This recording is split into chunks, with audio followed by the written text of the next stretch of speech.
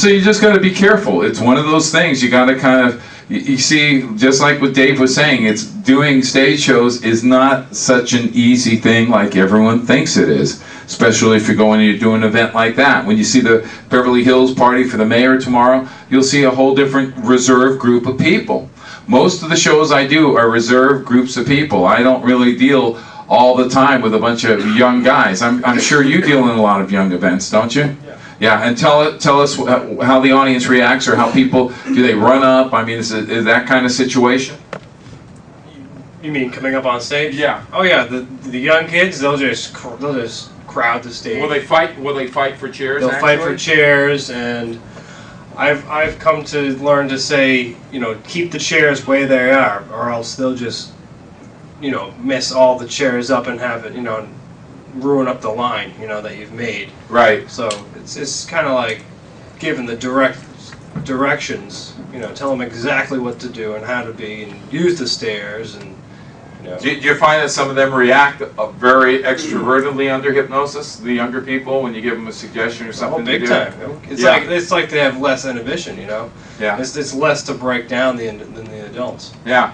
And I actually think that yeah, you have to work harder for that group than when you're working for adults. Because you got to make sure they're not falling off the stage or going Have you ever had fighting. anyone? You ever have anyone run into the audience or jump into the audience? Or? Yeah, I've had people run in the hallways, being scared of, you know, me being invisible and moving a chair or something like that, or they try to hide their invisible check somewhere off in the back of the stage, and you know, I got to go chase them down.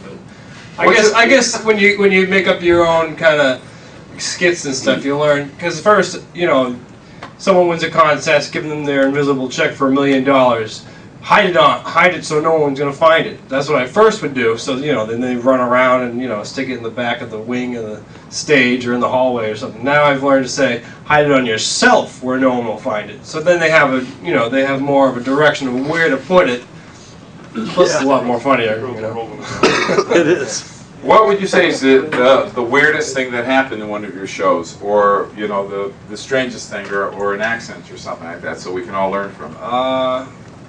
Probably just ab reactions. You know, people having a panic attack or something with a simulated situation that they're not comfortable with. Give us an example. Like a couple of times with the driving the car and the police coming behind them, and then just being so anxious about the cop pulling them over, and you know how that situation is, and heavy breathing and crying. Sometimes if I'll do the, you know, hide your check on yourself where no one's gonna find it, and then I tell them the pickpocket stole the check, and then some people will start crying and bawling, you know, and then I have to just go up to them, sleep, go down.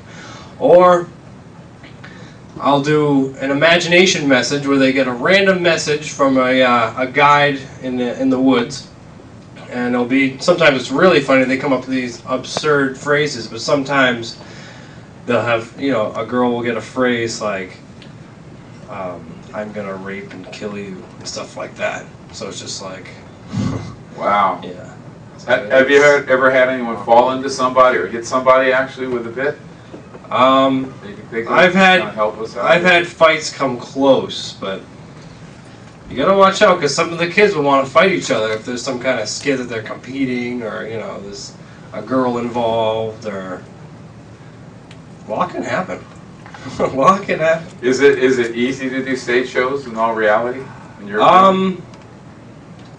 I think it can be easy, but you gotta watch out. You know, you have to be on the lookout for things to go wrong, because they always, you know, you have your shows where nothing will go wrong, and then you have your shows where something just out of the blue that you've never faced before, that maybe you won't even hear in class. You know, some weird situation that will just pop up. You just have to be ready.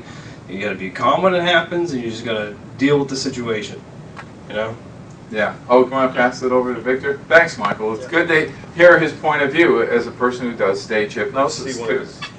Tom, the guys who are doing the big hypnosis shows in Vegas for the big hotels and casinos, do they have an easier time of it, or are they still subject to all the variables that anyone else is who's out working the circuit doing a lot of different types of shows? I think they're all subject to things going wrong in every show, but they do extensive releases and all of that kind of stuff. But they still take a chance because they're doing stuff on the edge. Right. So I've got a feeling there could be a lot more things that happen. They get them out. They get them out of the stage, out of the show real quick, and you probably don't hear about some of the damage that might have been created actually. Right.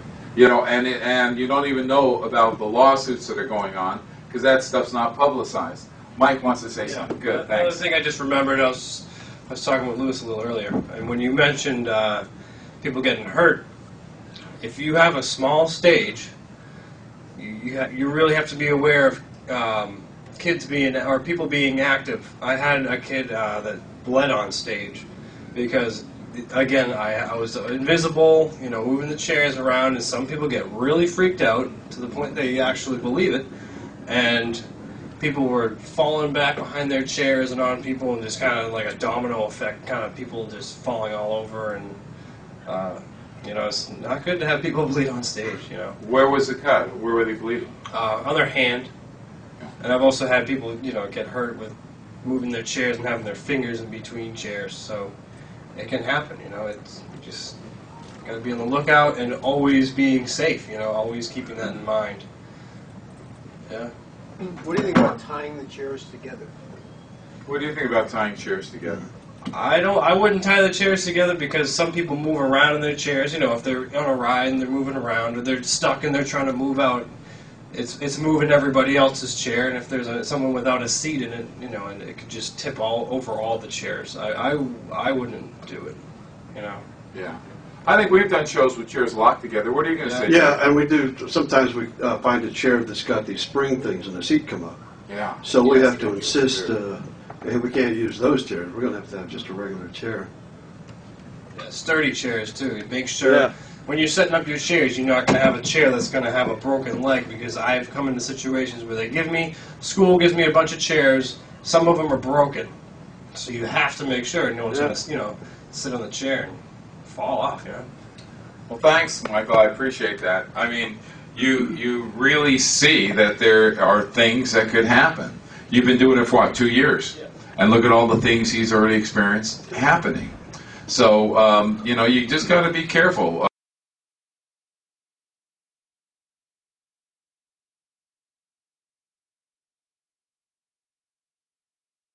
So you just got to be careful. It's one of those things you got to kind of, you see, just like what Dave was saying, it's doing stage